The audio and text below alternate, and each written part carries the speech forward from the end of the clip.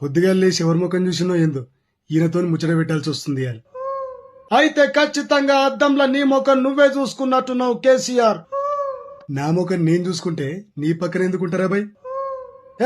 ఇవన్నీ తర్వాత ముందుగల్లా నువ్వు ఇంట్లో గెలిచి ఆ తర్వాత రచ్చ గెలువు. మీ ఇంట్లోనే నిన్నెవరు దేక్తలేరు. ఇక నువ్వేందా నాకు నీతులు చెప్పేది?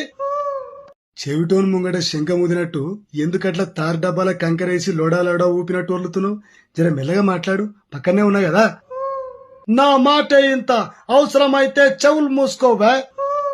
గింతనన్న సోయుండే మాట్లాడుతున్నావా నువ్వు? నేను చెవులు మూసుకుంటే నువ్వు చెప్పేది నాకెట్లా వినిపిస్తుంది గుంపు మేస్త్రి?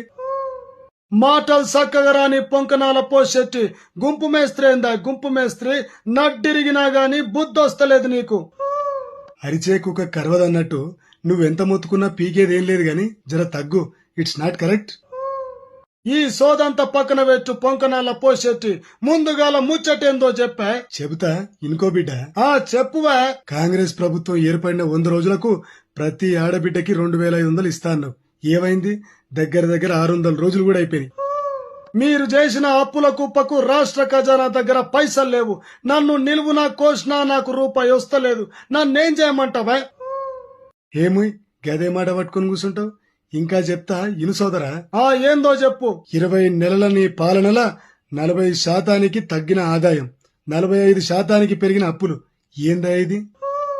అదంతా మీ బీఆర్ఎస్ పార్టీల భ్రమ. ఇవన్నీ తప్పుడు లెక్కలు.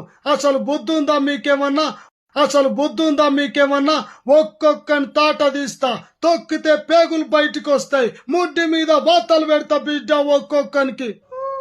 సి మిస్టర్ రేవంత్ రెడ్డి, కాలు జారితే తీసుకోగలం గాని నోరు జారితే తీసుకోలేం బిడ్డ. జర నోరు అదుపులో పెట్టుకో.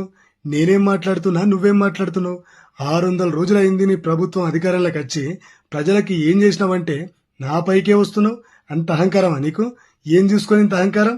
I'm sorry.